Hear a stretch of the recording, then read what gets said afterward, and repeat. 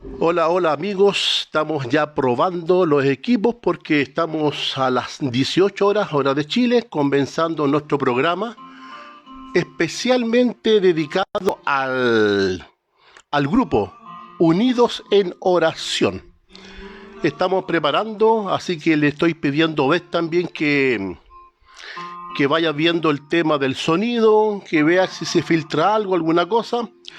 Así que estamos en los preparativos, ya queda 1 minuto y medio para comenzar el programa. Hoy el programa es Unidos en la Oración.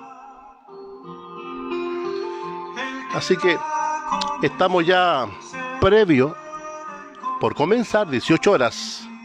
Hoy el programa es Unidos en la Oración.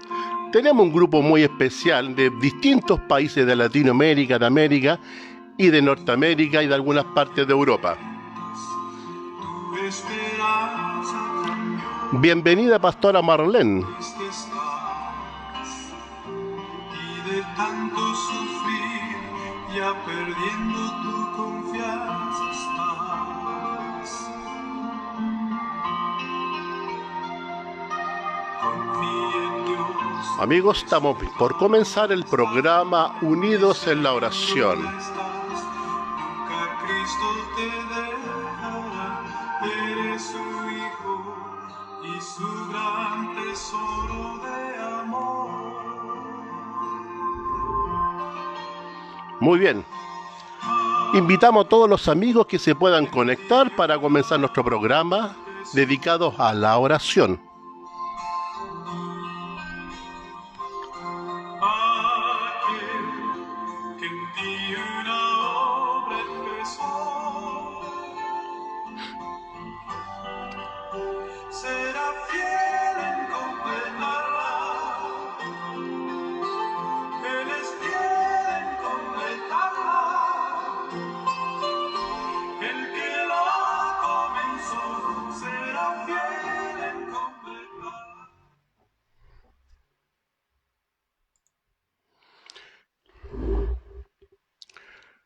Muy bien amigos, le damos la bienvenida en este sábado de tarde, sábado 30 de octubre.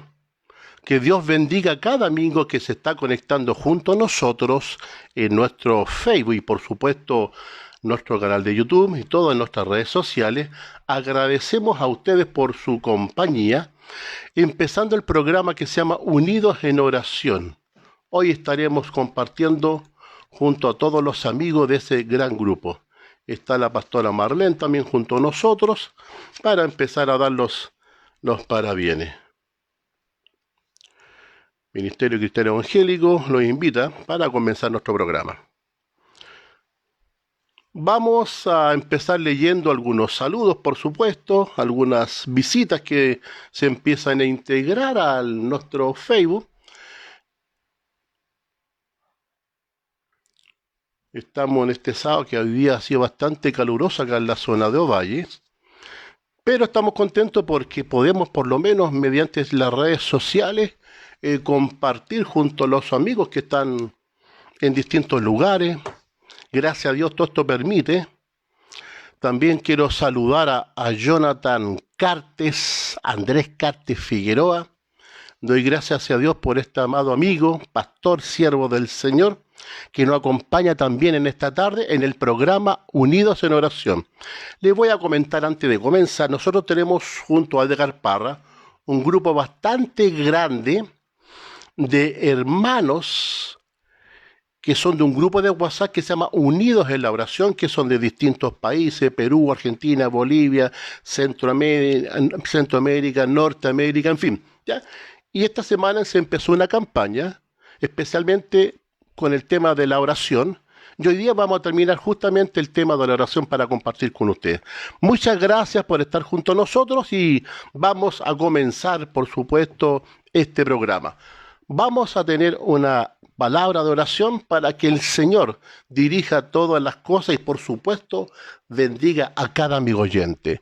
Les invito a que oremos para que el Señor nos conduzca en esta tarde. Nuestro buen Padre Celestial, oramos en esta tarde especialmente para que usted bendiga este programa de Unidos en la Oración. Pero oramos especialmente por todos los amigos que se conectan, que nos acompañan mediante las redes sociales. Oramos por ellos y por las familias a las que ellos representan. Amado Padre, permita que su bendición y su protección en tiempos tan difíciles estén junto a cada uno de nosotros. Lo pedimos todo en el nombre que es por sobre todo nombre. En el nombre de Jesús oramos, amigos. Amén y amén, Señor. ¿El audio bien?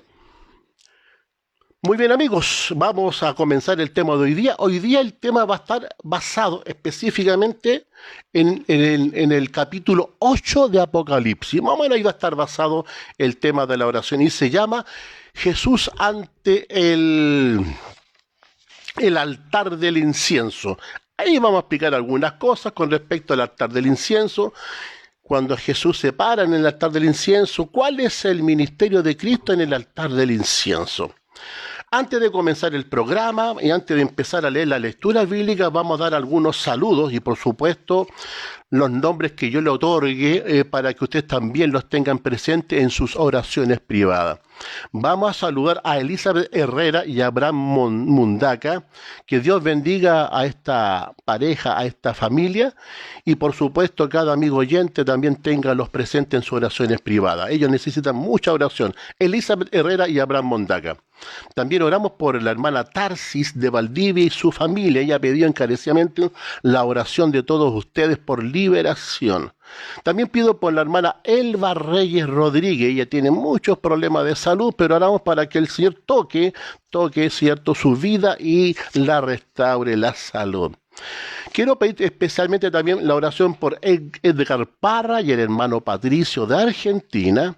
Ellos son los hermanos que están liderando el grupo de unión a la oración, así que oramos por ellos para que Dios los siga conduciendo. Saludo a la hermana Doria, a la hermana Cecilia de Paraguay, a la hermana Urbencilla de Zamboli de Colombia, también por el hermano Guillermo Arias del Ministerio Carcelario en Teno, especialmente pedimos por él y por su esposa que está muy enferma. Saludamos a un amigo llamado Renato Civiati también de Argentina, que está siempre junto a nosotros. También el pastor César Rivera de Argentina. Pedimos la oración también por nuestro amigo Obed Torres. Obed Torres es el encargado de sacar la señal mediante la señal 107.9 FM, especialmente en la localidad de Yungay, para la zona cordillera y precordillera. Saludamos a todos los amigos de Radio Umbral que están conectados junto a nosotros y por supuesto oramos por Obed Torres también que está junto a nosotros. La verdad las cosas que no puedo nombrar a todos los hermanos porque en el grupo son más de 70 personas. Si los nombro uno por uno en realidad me toma la mitad del programa, pero Dios conoce a cada hermano, cada pedido que se ha puesto, Dios siga bendiciendo justamente a cada uno de ellos. Pido la oración también por la pastora Margarita y su familia. Ella es la esposa de nuestro amigo obispo Ramón Estay. Este siervo estuvo hospitalizado y por supuesto del hospital lo mandaron a la casa para que en la casa bajase al sueño profundo. Y por supuesto oramos por ella, por su familia. Eloy Portay tiene ya más de 90 años para que Dios haga su voluntad en la familia de nuestro amado obispo Ramón Estay. Bien, hermanos, muchas gracias por estar atento al programa. Y bueno, vamos a comenzar entonces para entender algunas cosas con respecto a la oración. A veces uno siente que la oración no es muy efectiva, o nosotros no somos efectivos en la oración, o nos preguntamos, bueno, tanto que oro y oro, ¿por qué no tengo respuesta? ¿Lo estaré haciendo mal? ¿Qué es lo que Dios pide en la oración? ¿Cómo debiera ser? Obviamente que el corazón sincero es lo más importante en una oración, pero veamos cómo Dios nos presenta y cómo Dios quiere que nos presentemos delante de Él. Bien, entonces les invito a abrir sus Biblias, a los que tengan, por supuesto, en el capítulo 8 del libro de Apocalipsis.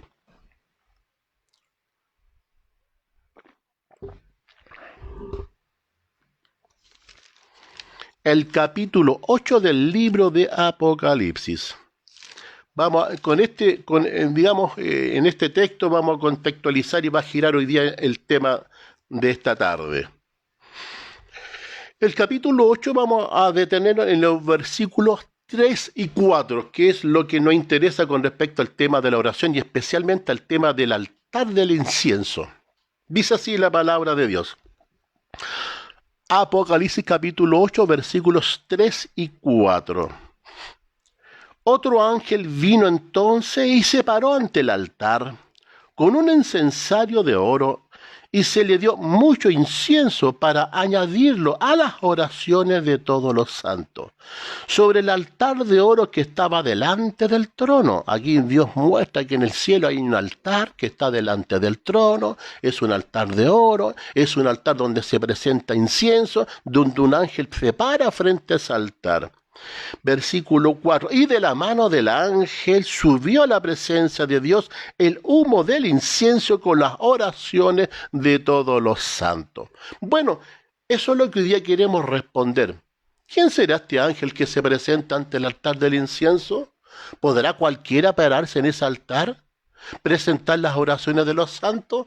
Este símbolo que está puesto en Apocalipsis, ¿quién representará? Que en ese altar frente al trono presenta las oraciones delante del Padre. Bueno, el Señor en su misericordia para comprender estos procesos, algunas cosas las puso aquí en la tierra para comprender las cosas que están pasando, sucediendo en el cielo. Uno de los que explica un poquito el tema del culto judío, y lo explica bastante bien y bastante resumido, es el apóstol Pablo en el libro de Hebreos.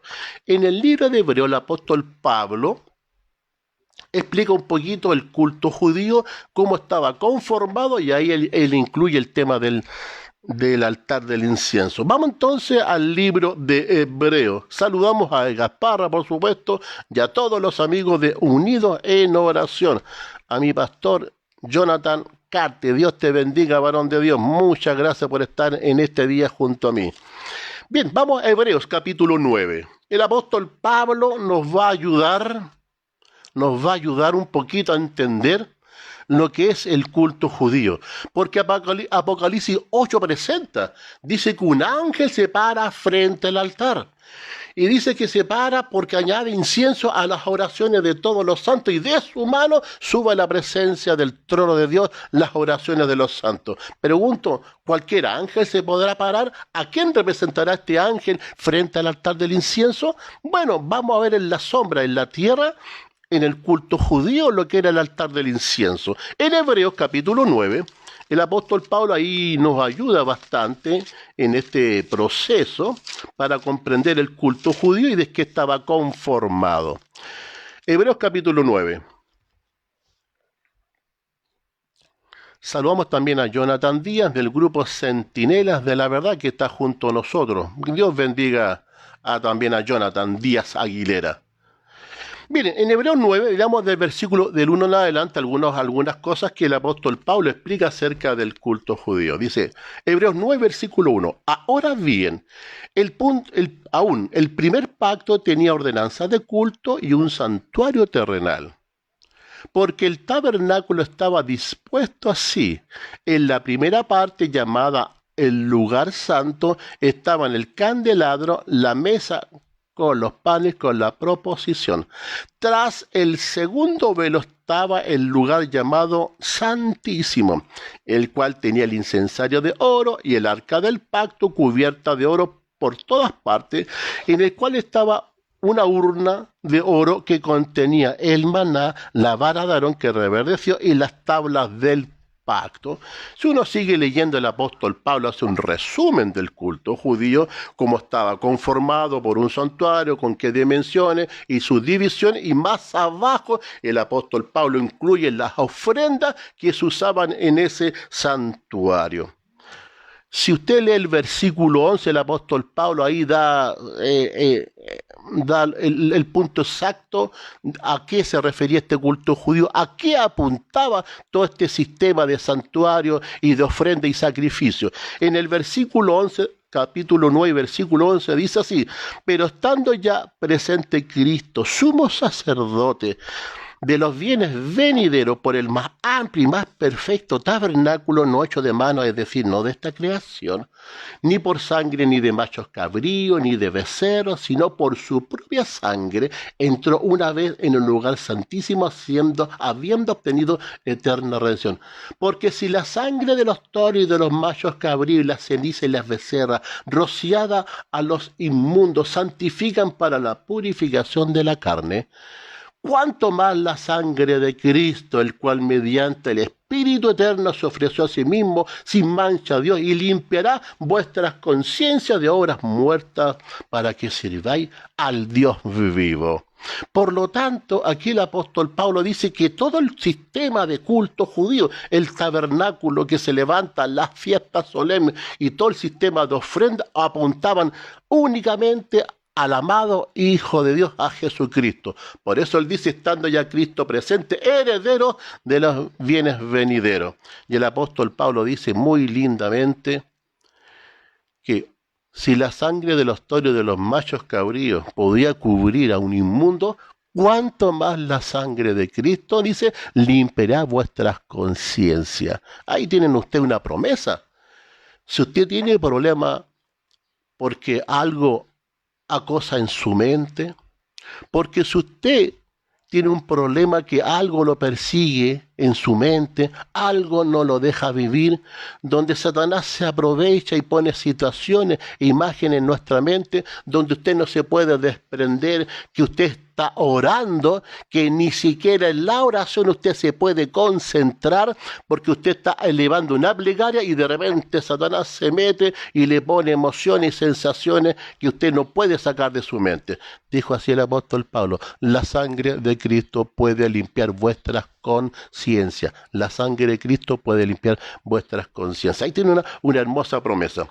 Pero volvamos anteriormente al capítulo 9, a los primeros versículos, para ir solayando algunas cosas para ir explicando. Nosotros entendemos que en el tabernáculo, en el tabernáculo que fue dispuesto por Moisés, después lo mismo que levantó Salomón, estaba dispuesto, ¿cierto? En la primera parte contenía, ¿cierto?, el lugar santo, donde estaba la mesa con los panes de la proposición, donde estaba el candelabro, y frente a las cortinas que separaban del lugar santísimo, donde estaba, ¿cierto?, el arca con los 10 mandamientos, ahí estaba, ¿qué cosa? El altar del incienso. Pero aquí algunas personas me han preguntado por qué el apóstol Pablo dice en el versículo 3 para adelante de Hebreos 9, que coloca el altar del incienso en el lugar santísimo. Siempre nosotros hemos entendido que estaba puesto en el lugar santo. Dice así Hebreos 9, versículo 3. Tras el segundo velo estaba la parte del tabernáculo llamada lugar santísimo, el cual contenía un incensario, más el arca del pacto cubierta de oro por todas partes, la cual estaba llena de una urna que contenía el maná, la vara de Aarón que reverdeció y las tablas del pacto. Le voy a pedir a mi hijo que muestre un poquito cómo era este tema del altar del incienso. Cómo era el altar del incienso. Un poquito rápidamente ahí, el altar del incienso. Ahí, eso. Ahí se está viendo primero el altar del incienso, no el incensario, ¿ya? Hay dos cosas que nosotros debemos comprender. Uno, lo que es el altar del incienso, donde se colocaban, ¿cierto?, este perfume de incienso que representaba las oraciones. Ya, ahí está. Y un poquito ahora levantemos, está el incensario. Eran dos elementos muy importantes, el altar del incienso y el incensario. Dos cosas. Aquí el apóstol Pablo, muchas gracias hijo, un poquito más arriba para que sea el incensario. Aquí el apóstol Pablo nunca ha estado diciendo que esté el altar del incienso en el lugar santísimo. Lo que él dijo es que estaba el incensario, que es una cosa completamente distinta de decir que el apóstol Pablo colocaba dentro de la maqueta el altar del incienso en el lugar santísimo. El apóstol Pablo solamente estaba hablando del incensario y no del altar del incienso. Quiero leer algunas referencias con respecto a eso para ya avanzar derechamente con el tema. El altar del incienso ardía de día y de noche, directamente delante del arca, pero separado por las cortinas estaba el altar de oro del incienso. El fuego que ardía en ese altar había sido encendido por Dios mismo y se lo cuidaba reverentemente, alimentándolo tanto con incienso que llenaba el santuario con un humo fragante de día y de noche. El fuego que estaba sobre ese altar fue encendido por Dios mismo y se mantenía como sagrado.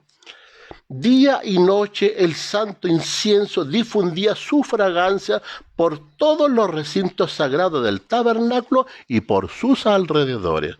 Cuando el sacerdote ofrecía el incienso delante del Señor, miraba hacia el propiciatorio que estaba detrás de las cortinas. Aunque no lo veía, sabía que estaba allí, y cuando el incienso se elevaba como una nube, la gloria del Señor descendía sobre el propiciatorio y llenaba el lugar santísimo, y era visible también en el lugar santo. Y esa gloria a menudo que llenaba de tal modo ambos compartimientos que el sacerdote veía impedido de oficiar y obligado a mantenerse pie junto a la puerta del tabernáculo. Su perfume se extendía por kilómetros a la redonda en torno al tabernáculo. Exactamente frente al velo separaba el lugar santo del Santísimo, y de la inmediata presencia de Dios estaba el altar de oro del incienso. Sobre este altar el sacerdote debía quemar incienso todas las mañanas y todas las tardes. Sobre sus cuernos se aplicaba la sangre de la víctima de la expiación, y en el gran día de la expiación era rociado con sangre. Al presentar la ofrenda del incienso, el sacerdote se acercaba más directamente a la presencia de Dios que en ningún otro acto en los servicios diarios. En fin, por lo tanto, es importante que el Señor explicó en el tabernáculo dispuesto por Moisés, explicó el ministerio sacerdotal de Cristo como el Señor que intercede, porque el sumo sacerdote y el sacerdote que se presentaban en ese altar del incienso, donde encendían este perfume, también presentaban las oraciones del pueblo de Israel. Cuando el incienso subía, y las cortinas del tabernáculo que separaban el lugar santo del Santísimo, esas cortinas no llegaban hasta el techo. Quedaba una parte, más o menos así, entre el techo y las cortinas. Y cuando el incienso subía y se presentaba, el incienso podía pasar hacia el otro lado, donde estaba el lugar santísimo, el arca del pacto con los 10 mandamientos, obviamente que era una figura del trono de Dios. Y ahí lograba pasar ese incienso a la presencia del Señor, que eran las oraciones de Israel. Entonces uno se pregunta, ese ángel que aparece en Apocalipsis 8 frente al altar del incienso en Apocalipsis 8, que presenta oraciones, ¿podrá ser cualquier ángel o ese ángel es una figura de Cristo? Por supuesto que ese ángel es una figura de Cristo, no es un ángel cualquiera, es Cristo Jesús, porque solamente Jesús es nuestro mediador y nuestro intercesor. El Señor lo demostró en el tabernáculo de Moisés, porque solamente en ese altar se presentaba el sumo sacerdote y sacerdote que era una figura de Cristo. Por lo tanto, en Apocalipsis 8, cuando aparece un ángel frente a un altar del incienso con incienso para presentar las oraciones de todos los santos, obviamente que no era un ángel cualquiera, es un símbolo, una figura de ¿quién? De Jesucristo, que presenta nuestras oraciones. Ustedes se fijan que el apóstol Pablo en Hebreos 9, dice que el arca, según el versículo 4, Hebreos 9:4, dice: con respecto al lugar santísimo, el cual contenía un incensario de oro, que no es el altar del incienso, sino que es un pocillo donde se tomaban las brasas del altar del incienso en el día de la expiación, y el sumo sacerdote entraba con ese pocillo en ese incensario y lo mecía, y cuando entraba en el día de la expiación en el lugar santísimo, lo ponía sobre la Shekinah, y eso producía un humo que es lo separado de Dios para que él no muriese. Pero el apóstol Pablo coloca que en el arca del pacto estaban los 10 mandamientos, estaba la vara de Aarón y estaba el maná. Vamos a ver si esa vara de Aarón y Maná en el arca del testimonio estuvieron en forma permanente o fue una cosa provisoria. Vamos al libro de Primera de Reyes para avanzar ya con el tema de los que nos convoca. Estoy tratando de contextualizar el tema sobre la oración porque estamos basándonos en Apocalipsis 8, un ángel que se aparece frente en el cielo, frente al altar del incienso, frente al trono de Dios, el cual presenta las oraciones de los santos. Me interesa porque son mis oraciones. ¿Qué estará haciendo ese ángel que es una figura de Cristo? ¿Por qué el ángel tiene que perfumar esa oración para que suba a la presencia del Padre? Vamos ahora a seguir avanzando. Primera de Reyes, capítulo 8 y versículo 9. ¿Se está escuchando bien? Primera de Reyes, capítulo 8 y versículo 9. El apóstol Pablo dijo que en el arca del pacto estaban los 10 mandamientos, la vara de Aarón y el maná. ¿Qué dice en Primera de Reyes, capítulo 8, versículo 9? Dice así: en el arca ninguna cosa había, sino las 2 tablas de piedra que allí había puesto Moisés en Horeb, donde Jehová hizo pacto con los hijos de Israel cuando salieron de la tierra de Egipto. Es decir, aquí el Señor nos está mostrando que si bien es cierto estuvo la vara de Aarón y el maná, fue una cosa provisoria y no fue una cosa permanente. El apóstol Pablo, cuando habla de esto, se está refiriendo en ese momento en que estuvo. Pero ya en los tiempos cuando relata en Primera de Reyes, dijo clarito que ninguna cosa había en el arca, sino las 2 tablas de piedra. Vamos al tiro a Levíticos capítulo 16. Levíticos capítulo 16. Vamos avanzando para entrar derechamente al tema de la oración. ¿Y quién es este ángel que se presenta con nuestras oraciones delante del trono del Señor? Levíticos capítulo 16, versículos del 12 al 13. Con respecto al incensario de oro. Dice: después tomará un incensario lleno de brasas de fuego del altar delante de Jehová, y sus puños llenos del perfume aromático molido lo llevará detrás del velo, es decir, el lugar santísimo en el día de la expiación. Y pondrá el perfume sobre fuego delante de Jehová, y la nube del perfume cubrirá el propiciatorio que está sobre el testimonio para que no muera. Esa era una función del incensario. Cuando el sumo sacerdote se presentaba en aquel día de la expiación, ese humito que él presentaba del fuego de las brasas del altar del incienso, él pasaba al lugar santísimo, lo ponía sobre el propiciatorio y ese humito lo cubría de la presencia del Señor para que no muriese delante del Señor. Volvamos entonces ahora con esta contextualización a Apocalipsis 8. Apocalipsis 8, versículos 3 y 4. Como nos muestra, ¿cierto?, el tabernáculo en la tierra, que era una sombra, como Dios le dijo, haz esta conforme al modelo que se te ha mostrado. Cuando Moisés levanta un tabernáculo en el desierto, lo sacó de un modelo que Dios le mostró que está en el cielo. Versículo 8, y también dice que solamente el sacerdote, sumo sacerdote, podían presentarse. No era cualquier israelita que entraba y presentaba, no. Era solamente esto que era sumo sacerdote, que era una figura de Cristo. Versículo 3 de Apocalipsis 8 dice así: otro ángel vino entonces y se paró ante el altar. Entendemos entonces que este ángel es una figura de Cristo. Apocalipsis es un libro por eminencia simbólico. Por lo tanto, este ángel no puede ser cualquiera, porque es alguien que se para ofrecer incienso y presentar las oraciones. Y entendemos que dice el Evangelio que solamente en Cristo Jesús es nuestro único mediador e intercesor. Dice así: otro ángel, entonces este Jesucristo, que se para ante el altar. ¿Con qué se para? Con un incensario, lo mismo que hacía el sumo sacerdote en el día de la expiación.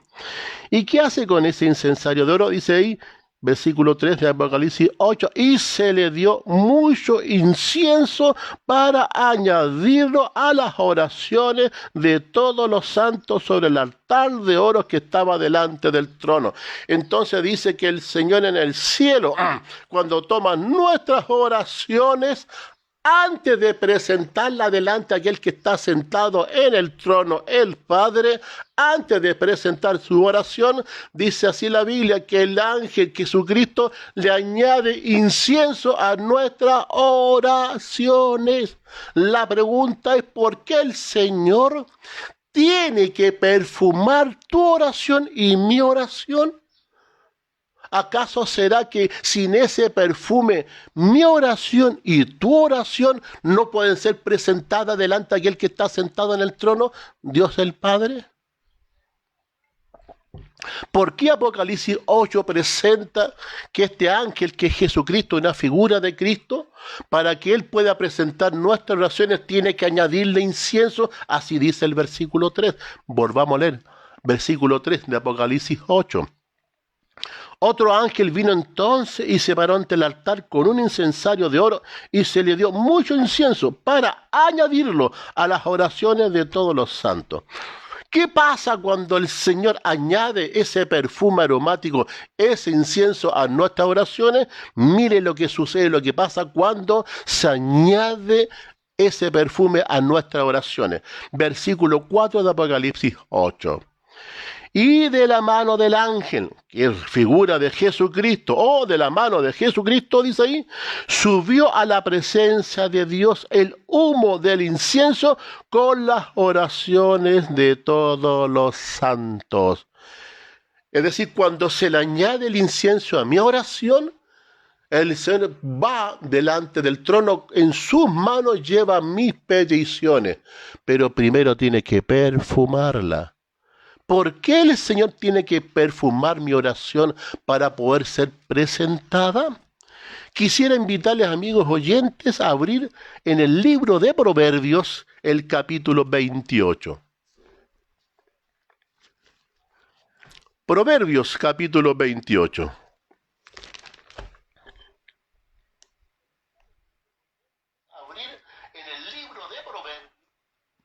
Proverbios capítulo 28, y le digo al tiro el texto que queremos leer. ¿Qué queremos responder? ¿Por qué en Apocalipsis parece que Jesucristo, cuando tiene que presentar mi oración delante del Padre, porque Él intercede por nosotros, tiene que añadir este perfume, tiene que perfumar mi oración? Aquí se muestra la respuesta en Proverbios 28 y versículo número 9. Dice así la palabra de Dios, Proverbios 28, versículo 9. El que aparta su oído para no oír la ley, su oración también es abominable. El Señor presenta en Proverbios y dice, el que aparta su oído para no oír la ley, su oración también es abominable. Y si mi oración es abominable porque he apartado mi oído para no oír la ley del Señor, al contrario, si la he rechazado, dijo el Señor, tu oración es abominable. Es decir, mi oración por sí sola es hedionda. No es un olor grato delante del Señor. Y como mi oración es hedionda y no es un olor grato, es decir, el Señor tiene que perfumarla. Por eso el ángel le añade el incienso. Porque si mi oración delante del Señor es hedionda, fétida, que no va a alcanzar a estar delante del Señor, lo que hace Jesucristo es añadirle incienso. Perfuma mi oración para que mi oración se acepta delante del Padre. ¿Qué significa esto, queridos amigos? Significa la justificación por la fe. Mis oraciones por sí mismas no tienen ningún valor para ser presentadas delante del Padre. Lo que hace Jesucristo es añadir ese incienso, que en definitiva representa la justicia de Cristo, para que así mi oración sea acepta delante del Señor. No se olviden nunca, Proverbios 28 y versículo 9. Si hemos apartado nuestro oído de la ley del Eterno, hemos llegado a hacer hasta nuestra oración abominable. Pero Dios en su misericordia nos mandó a Jesucristo. Cristo murió por nosotros y Cristo es nuestra justicia. El Señor añade su justicia propia, perfuma mi oración para que sea acepta delante del Eterno. Quisiera seguir avanzando por el tiempo y las preguntas que generalmente se nos hacen. Si tengo que orar, comprendo, ¿cierto?, en el nombre de quién debiera hacerlo, a quién me dirijo, cómo me dirijo y cómo lo hago. Bueno, en palabras simples y sencillas, esto no es un tema menor, el nombre, en el nombre de quien oramos, no es un tema menor, porque a los judíos le dijeron al Señor, Señor, enséñanos a orar. Y Jesús en esa oración modelo, que no quiere decir que es lo único que debiéramos decir, es una oración modelo. La oración sincera es la que nace del corazón, por supuesto, entendemos eso. Y eso le dice, mire, así debéis orar. Y le da el Padre nuestro que estás en los cielos. Dios tiene claro que todo tiene que dirigirse a aquel que está sentado en el trono, a nuestro Padre eterno. Y Él explica, ¿cierto?, todas las motivaciones en el Padre nuestro, y Él termina diciendo así, y todo lo que al Padre pidiereis, en mi nombre lo pediréis. Vale decir que invocar el nombre del Señor no es cualquier cosa. Es importante, queridos hermanos, comprender bien el proceso de la oración. Entender que debemos dirigirnos al trono de la gracia al Padre. Por ejemplo, cuando los hermanos en la iglesia oran, dicen, Señor Jesús, yo necesito que me ayude, Señor Jesús, estoy acongojado. Y como terminan diciendo, te lo pido en el nombre de Jesús. Bueno, ¿cómo le hablan a Jesús? Y terminan diciendo, te lo pido en el nombre de Jesús. Cuando dijo así el Señor, Padre nuestro que estás en los cielos. Y cuando dice el Señor, termina de orar, en mi nombre le pediréis al Padre eternal. Por lo tanto, el tema del nombre con el cual nos debemos dirigir y reverenciar no es cualquier tema y no es cualquier nombre. Quiero leer algunos consejos en el libro Consejos para la Iglesia. Hay algunos consejos para la Iglesia, libro Consejos para la Iglesia, algunas recomendaciones justamente en el tema del nombre, que ahora vamos a abordar. También se debería manifestar reverencia hacia el nombre de Dios. Nunca se le debiera pronunciar a la ligera o con indiferencia. Hasta en la oración habría que evitar su repetición frecuente o innecesaria. Santo y temible es su nombre, dice el Salmo 111:9. Santo y temible es su nombre. Salmo 111, versículo 9. Los ángeles al pronunciar su nombre cubren sus rostros. Con cuánta reverencia debiéramos pronunciarlo nosotros quienes somos caídos y pecadores. Vi que el santo nombre de Dios debiera usarse con reverencia y temor. Las palabras Dios y Todopoderoso son unidas y empleadas por algunos en oración de manera descuidada y negligente, lo cual le desagrada al Señor. Los tales no comprenden a Dios ni la verdad, pues si comprendieran no hablarían con tanta irreverencia de Dios y de su nombre que es temible. Entonces, ¿por qué es tan importante comprender entonces en este proceso de la oración? Que ya entendemos que Cristo perfuma mi oración para que sea acepta delante del Padre, que es la justicia de Cristo. Pero ¿por qué es tan importante entonces la reverencia, la importancia, y no juntar a la ligera Dios y Todopoderoso y juntarla tan a la ligera y decirla?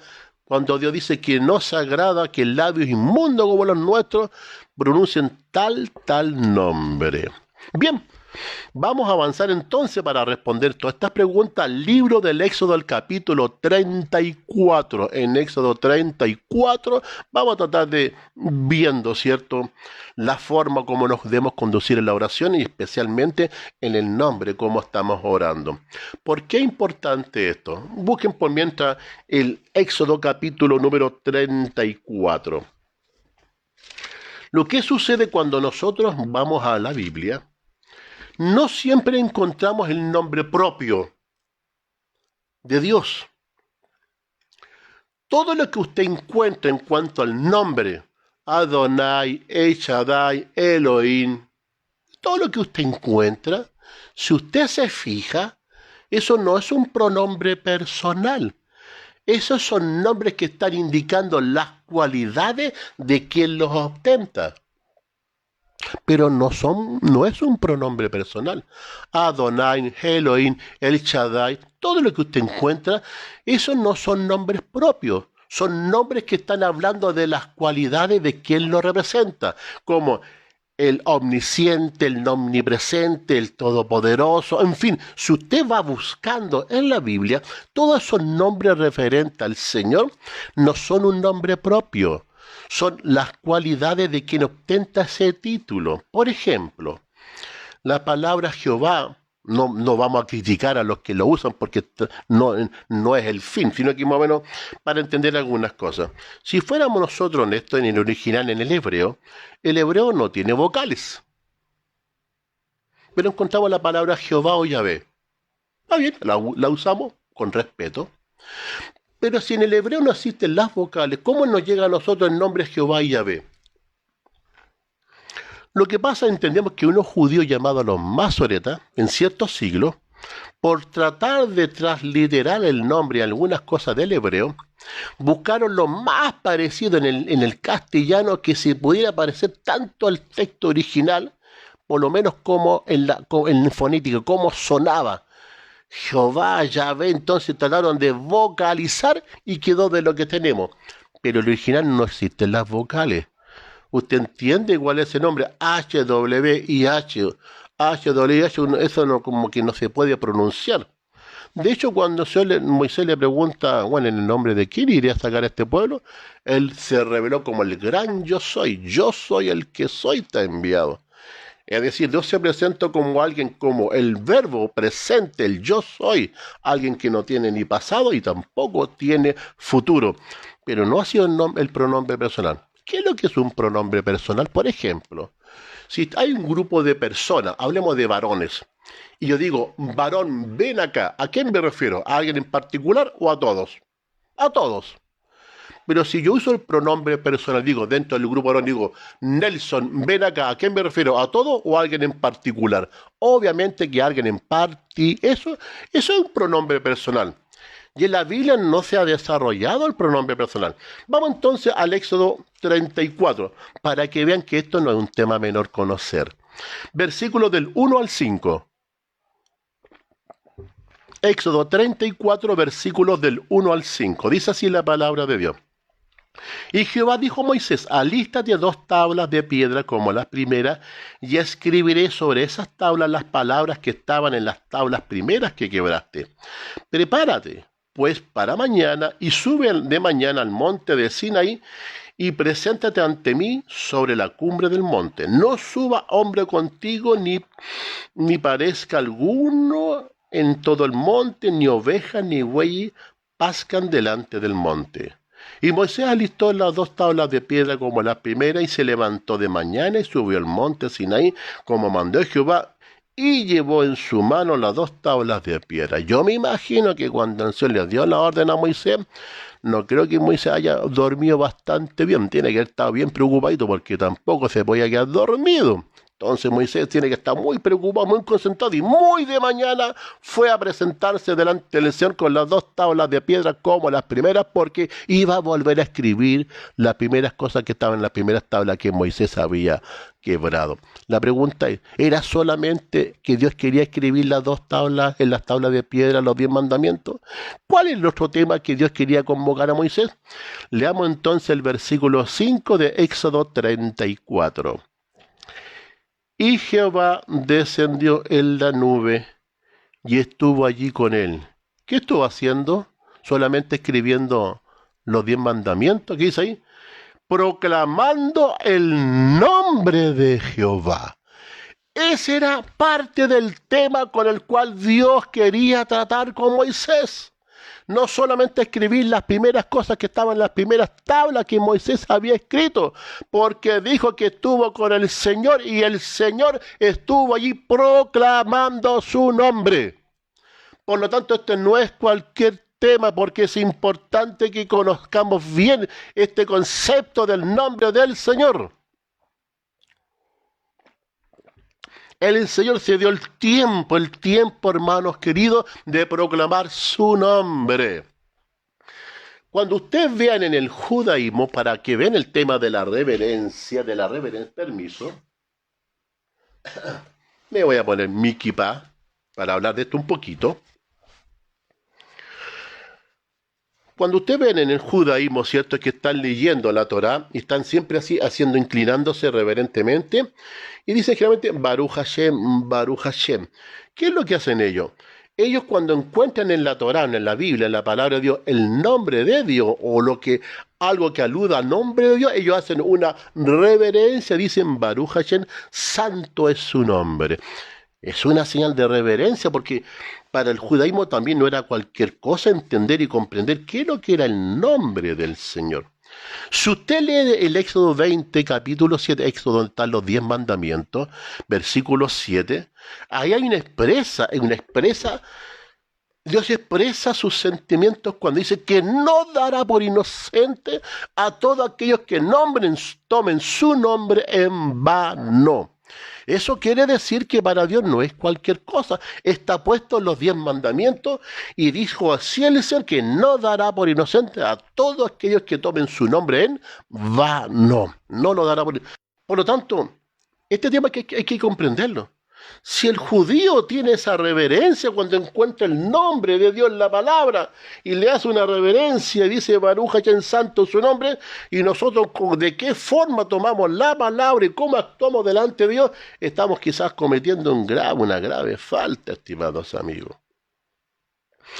Vamos al tiro al Levíticos capítulo 24. Ya vamos a avanzar al tema. Levíticos capítulo 24 y versículo 16.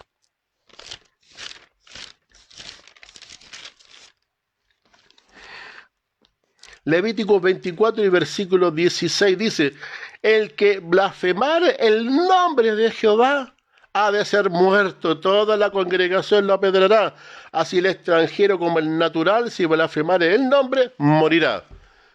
Nosotros, gracias al Señor y gracias al sacrificio de Cristo, no hemos muerto en forma irremediable, porque hemos sido bastante intolerantes con ese nombre sagrado.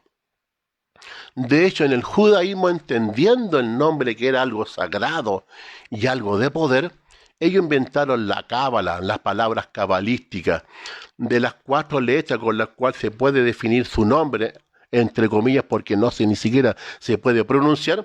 Ellos inventaron la palabra cabalística, el abada, cadabra, pata de cabra. Esas palabras de pronunciar, ellos piensan que al pronunciar hay poder. ¿Por qué? Porque la Biblia enseña que cuando usted va en el nombre del Señor, hay poder para sanar y poder para salvar.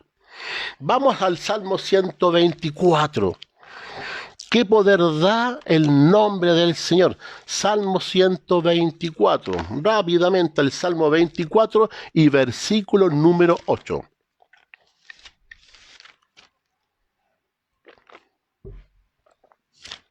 Salmo 124 y versículo 8. Dice así la palabra de Dios. Nuestro socorro está en el nombre de Jehová, quien hizo el cielo y la tierra. El salmista dice que en el nombre de Jehová hay socorro, en ese bendito nombre. Miren lo que dice el profeta Joel 2:32. Acuérdense, nunca se olvide Joel 2:32 cuando dice: si confesares con tu boca el nombre del Señor, serás salvo tú y tu casa. En Joel 2:32 dice que al pronunciar ese nombre sagrado hay salvación. Por eso es que Dios es bastante reticente a que no cualquiera pronuncie un nombre tan sagrado, menos que labios inmundos pronuncien un nombre tan sagrado, porque ese nombre tiene poder. Dijo así el salmista: aquellos que invocaren el nombre de Dios serán salvos. Hay protección. Joel también lo dijo: todo aquel que invocar el nombre de Dios con su boca será salvo, él y su casa. También lo dice el apóstol Pablo en Romanos 10, versículo 13, el apóstol Pablo lo vuelve a decir, que en ese nombre hay salvación. Por lo tanto, Dios es resistente, se retiene, se resiste a que no cualquiera pronuncie un nombre tan sagrado y tan sublime. Por eso es que Él así derechamente no ha revelado su pronombre personal. Todo lo que usted encuentra, Adonai, Elohim, El Shaddai, son más bien características de quien lo representa, el omnisciente, el omnipresente, en fin, todo eso indica lo que dice. Pero Dios me muestra, hermanos queridos, que es importante entender este nombre en la oración, porque dice que hay poder para salvar, para sanar. Miren, hermano, la experiencia del joven David cuando se enfrenta al gigante Goliat. Vamos a Primera de Samuel, rápidamente. Primera de Samuel, rápidamente. David, cuando comprendió lo sagrado de pronunciar un nombre tan alto y sublime, David, cuando comprendió lo que significaba blasfemar el nombre del Señor, David con ese conocimiento enfrentó a Goliat. 1 Samuel capítulo 17, la historia de David. Vamos a tratar de resumirla. Vamos a leer dos textos. Leamos del versículo del 43 al 45. Veamos por qué David se enfrentó a Goliat, por qué fue con tanta seguridad. 1 Samuel capítulo 17, versículo del 43 al 45. Dijo el filisteo a David: ¿soy yo perro para que vengas a mí con palos? Y maldijo a David por sus dioses. Dijo luego el filisteo a David: ven a mí, y daré tu carne a las aves del cielo y a las bestias del campo. Y aquí está el texto clave, versículo 45. Entonces dijo David al filisteo: tú vienes a mí con espada y lanza y jabalina, mas yo vengo a ti en el nombre de Jehová de los ejércitos. ¿Por qué David fue con tanta seguridad enfrentarse a este filisteo, a este gigante Goliat? Porque David comprendía lo sagrado que era el nombre del Señor. Este filisteo hace mucho rato que estaba blasfemando contra el rey, contra el pueblo, y especialmente había blasfemado contra el nombre del Dios de Israel. Cuando David comprendió eso, él dijo: el Señor lo ha entregado en mis manos. Y él reconoce, le dice a Goliat: tú vienes con palo y jabalina, mas yo vengo a ti en el nombre del Señor de Israel, Jehová de los ejércitos.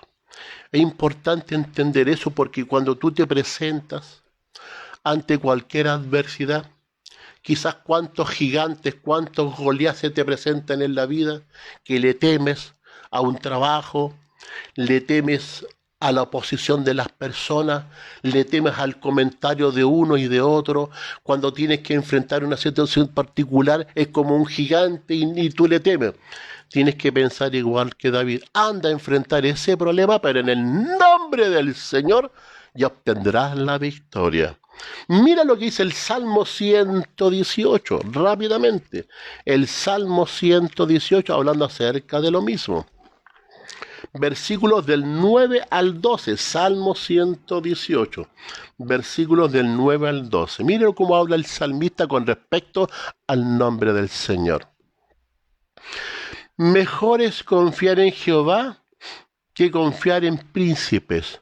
Todas las naciones me rodearon, mas en el nombre de Jehová yo las destruiré.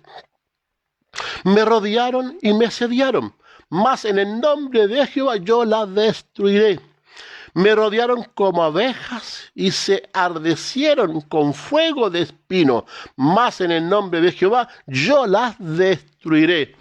No es raro que el salmista diga exactamente lo mismo, que en ese nombre, en ese bendito nombre, hay poder, y hay poder para sanar, para salvar, y por supuesto protección. La Biblia está llena de textos bíblicos que hablan de la seguridad que uno tiene cuando va en ese nombre, en ese bendito nombre. En 1 Reyes capítulo 10 versículo 1 también tienen alusión. Lean San Juan 17:11, también habla acerca de lo mismo. En 2 de Samuel 22, versículo 50, habla de lo mismo. El Salmo 7, versículo 17, habla acerca de lo mismo, cómo en ese nombre hay salvación. En Apocalipsis 11, 18, habla acerca del nombre de Dios. En 2 de Crónicas 2, versículo 4, habla que cuando se levanta el tabernáculo, cuando se levanta la iglesia, se hace para adorar el nombre del Señor. 2 de Crónicas 2, versículo 4. La pregunta es, si hemos visto que es tan importante ese nombre, porque en ese nombre hay poder para sanar, para salvar, para enfrentar los peligros como David.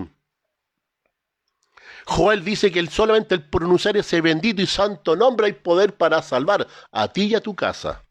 Lo dice el apóstol Pablo en Romanos también. La pregunta es, ¿cuál es el nombre y en qué nombre debemos dirigir nuestras plegarias? Vamos rápidamente a identificar en la Biblia el nombre o lo más cercano, porque Dios no ha revelado su pronombre personal porque no quiere que ningún labio inmundo pronuncie su nombre. No se olviden lo que hemos dicho en Proverbios 28:9. El que aparta su oído de la ley, su oración es abominable. Isaías capítulo 42 y versículo 8. Rápidamente, Isaías 42 y versículo 8. Dice así la palabra de Dios: yo Jehová, este es mi nombre, y a otro no daré mi gloria ni alabanza a escultura. Como dice el profeta que se presenta, dijo Dios, yo Jehová, ese es mi nombre. Pero sabemos también que la palabra Jehová en el texto original, en el hebreo, por lo menos no existe, porque no existen las vocales en el hebreo. ¿Qué significa entonces que diga el profeta que yo Jehová, o Yahvé, o Yahweh, como dicen algunos? ¿Cómo podemos pronunciar un nombre que es impronunciable? Si uno mira en la Biblia, en el original, es W-H-I-H. W-H-I-H, ¿usted lo puede pronunciar? Es impronunciable. Pero dijo así el profeta, yo Jehová, ese es mi nombre. Entendemos que es lo más cercano para poder representar el pronombre personal del Señor. ¿Qué más dice? Éxodo 15, versículo 3. Éxodo 15, versículo 3. Vamos rápidamente ya porque el tiempo está avanzando para entregar las conclusiones del tema. Éxodo 15 y versículo 3. Dice así la palabra de Dios. Jehová es varón de guerra, Jehová es su nombre. Y aquí vuelve a decir lo mismo que se le presenta a Moisés, presenta el profeta Isaías. Es Jehová. La pregunta es, ¿quién entonces el Jehová del Antiguo Testamento? ¿A quién representa el nombre de Jehová? ¿A quién representa el nombre de Jehová? ¿Por qué es tan importante decir esto? Porque entendemos que cuando en el Antiguo Testamento estos hombres comprendieron esta gran verdad, David fue con la seguridad de que Dios haya entregado a Goliat en sus manos porque había blasfemado un nombre tan santo y sublime. Joel reconoce que en ese nombre, en invocarlo, hay poder para... También hay poder para sanar. En ese nombre se levantan iglesias, se levanta un tabernáculo. El Señor Jesús puso a sus discípulos en comunión en el nombre que es por sobre todo nombre. Vamos entonces, para ir terminando y avanzando, al libro del Éxodo, al capítulo 3. Éxodo capítulo 3. Para comprender, ¿cierto?, el nombre de Jehová, dónde nace, cómo surge y a quién representa. Éxodo capítulo 3, leamos de los versículos del 1 al 6. Aquí hay dos cosas que quiero llamar la atención con ustedes. Llamamiento de Moisés. Apacentando Moisés las ovejas de Jetro su suegro, sacerdote de Madián, llevó las ovejas a través del desierto y llegó hasta Horeb, monte de Dios. Y se le apareció el ángel de Jehová en una llama de fuego en medio de la zarza. Pregunto inmediatamente, ¿quién se le aparece a Moisés en una zarza que ardía? Versículo 2, volvamos a leer. Éxodo 3. Y se le apareció el ángel de Jehová en una llama de fuego en medio de una zarza. Y él miró y vio que la zarza ardía en fuego y la zarza no se consumía. ¿Quién se le aparece a Moisés en esa zarza? Nunca se olviden. Dice ahí, el ángel de Jehová. ¿Quién es el ángel de Jehová? Sigamos leyendo el versículo 3. Entonces Moisés dijo, iré yo ahora y veré esa gran visión, porque ¿por qué causa la zarza no se quema? Viendo Jehová que iba a ver, lo llamó Dios de en medio de la zarza y dijo, Moisés, Moisés. Él respondió, heme aquí. Pero pregunto, ¿quién lo llama ahora? ¿El ángel de Jehová o Jehová? Si ustedes se fijan, primero dice Moisés que se le aparece el ángel de Jehová en la zarza, y ahora dice que es Jehová el que le dice a Moisés, quita tu calzado. Por lo tanto, Jehová o el ángel de Jehová es un igual. Es el mismo concepto para hablar de Dios o del nombre de Dios. Porque aquí se le aparece en la zarza el ángel de Jehová. Y después habla Jehová en medio de la zarza que ardía. La pregunta es, ¿quién es el ángel de Jehová que se le apareció a Moisés en la zarza que ardía? ¿Y por qué es importante entender esto? Vamos entonces rápidamente al libro de los Jueces, al capítulo 16. Es la historia de la mamá de Sansón o Manoa, que es su padre. Jueces, capítulo número 13, la historia de Sansón, cuando el Señor le anuncia a Manoa y a su madre del nacimiento de este varón. Aquí se le aparece el Señor y fíjense en la figura y en el nombre de quien se aparece. Capítulo 13 del libro de Jueces, versículos del 16 al 18. El ángel de Jehová respondió a Manoa, aunque me detengas, no comeré de tu pan, mas si quieres hacer holocausto, ofrécelo a Jehová. Y no sabía Manoa que aquel ángel de Jehová era Jehová. Versículo 17. Entonces dijo Manoa al ángel de Jehová, ¿cuál es tu nombre para cuando se cumpla tu palabra te honremos? ¿Cuál es la pregunta que le hace Manoa? Le dice al ángel de Jehová, ¿cuál es tu nombre, ángel de Jehová? Versículo número 18, dice así el ángel de Jehová. Y el ángel de Jehová respondió a Manoa, ¿por qué preguntas por mi nombre que es admirable? ¿Cuál fue la respuesta del ángel de Jehová cuando le preguntan por su nombre? Le dice así a Manoa, ¿por qué preguntas por mi nombre que es, qué cosa? Admirable. No se olviden de ese nombre. El ángel de Jehová o Jehová responde que es su nombre, que es lo que es admirable. No se olvide de eso. Avancemos un poquito. Versículos 21 y 22 de Jueces 13. 21 y 22. Dice, y el ángel de Jehová no volvió a aparecer a Manoa ni a su mujer. Entonces conoció Manoa, ¿qué cosa? Que el ángel era el ángel de Jehová.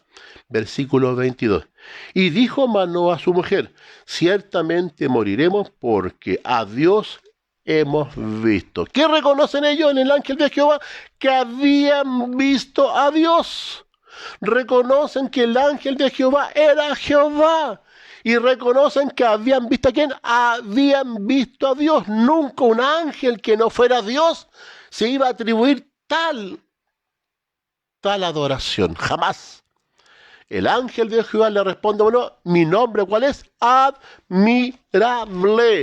Lea entonces Isaías 9 y versículo 6. Isaías 9 y versículo 6. Vamos avanzando ya por la hora. Vamos por terminar. Isaías 9 y versículo 6. Nunca se olvide de la respuesta del ángel de Jehová a Manoa. Mi nombre, ¿qué es lo que es? Admirable. Mire lo que representa aquí el profeta Isaías con respecto al nacimiento y al reinado del Mesías. Isaías 9, versículo 6 dice, porque un niño nos es nacido, hijo nos es dado, y el principado sobre su hombro, y llamará su nombre, ¿qué cosa ahí? Admirable, consejero, Dios fuerte, Padre eterno y príncipe de paz. El profeta Isaías al Mesías, a Jesucristo, ¿con qué título se le otorga? Admirable. El ángel de Jehová le dijo a Manoa, ¿por qué pregunta qué cosa? Por mi nombre, que es lo que es admirable. Era Jesucristo el que se presentaba delante de sus hijos. Era nuestro Mesías príncipe, nuestro Señor admirable.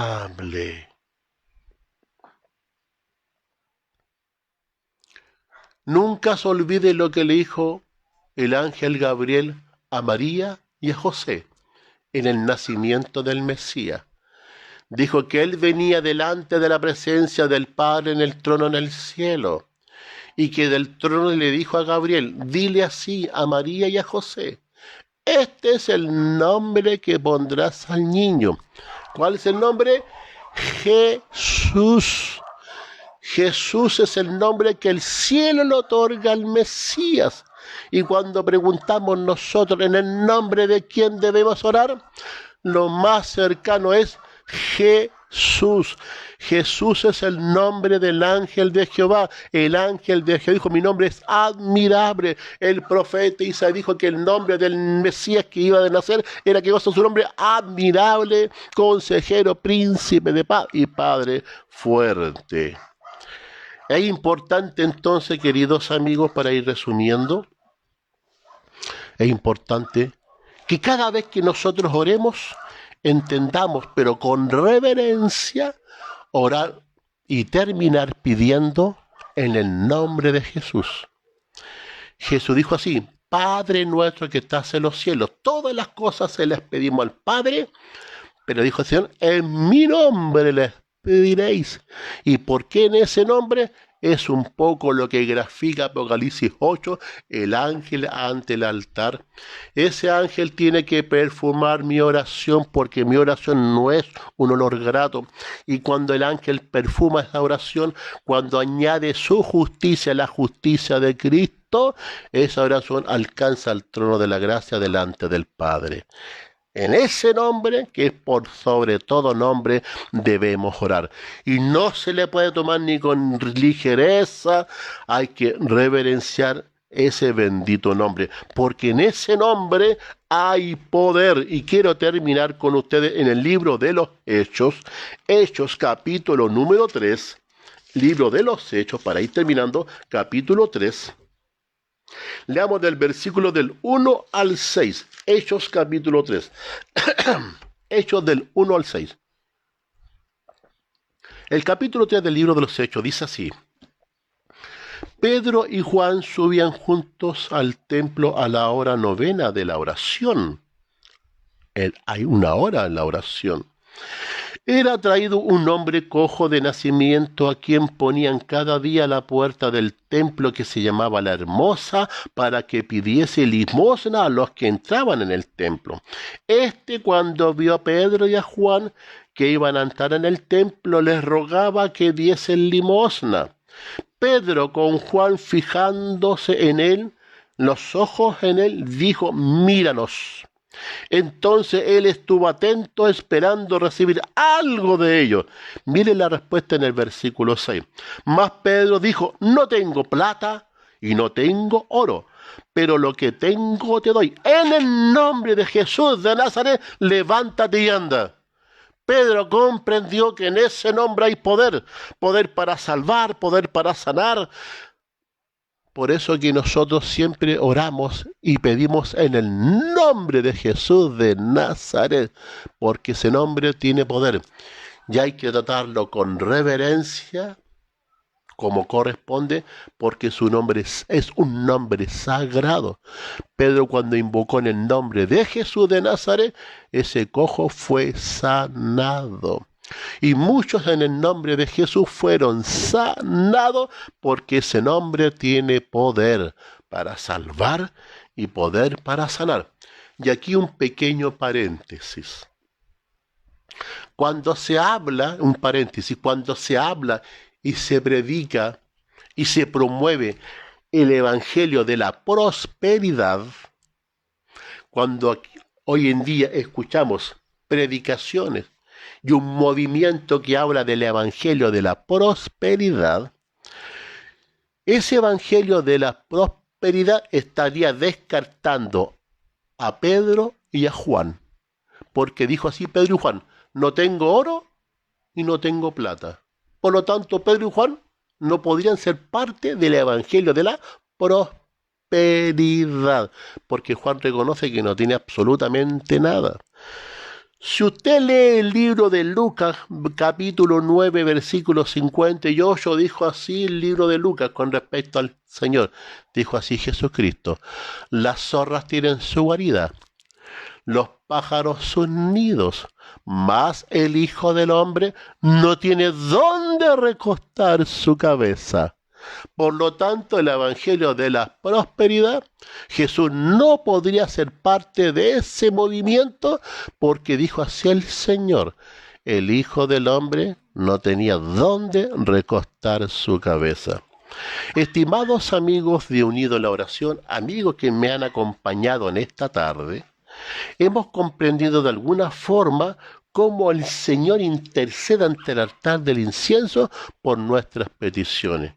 Cómo el Señor en su misericordia añade ese perfume, que es la justicia de Cristo, para que tu oración y mi oración pueda subir al trono de la gracia. ¿Por qué Jesús dijo varias veces: en mi nombre pediréis? Porque hemos visto en la palabra de Dios que es un nombre que tiene poder para salvar, para sanar y para convertir el corazón de las familias, como dijo el profeta Joel: si pronunciaréis su nombre, seréis salvos tú y tu casa. Por eso en uno de los mandamientos dijo: no tomarás el nombre del Señor en vano. Estimados amigos, nunca deje de decir en la oración: cuando oréis y digáis, te lo piden en nombre del Señor, agréguele: del Señor Jesucristo de Nazaret. Porque si usted en su oración solamente dice Señor, Señor, resulta que hay uno que por usurpación se hizo el príncipe de este mundo. Ese que usurpó este mundo por engaño, que Satanás, también se cree Señor. El príncipe de este mundo, Satanás, también se cree Señor. Y si usted se arrodilla y ora y dice Señor, ayúdame, y si usted no le agrega Señor Jesús, como dice la palabra, Satanás piensa que usted lo está llamando a él. Cuando usted dice Señor, ayúdame, dice: me está llamando a mí, si yo soy el Señor de este mundo.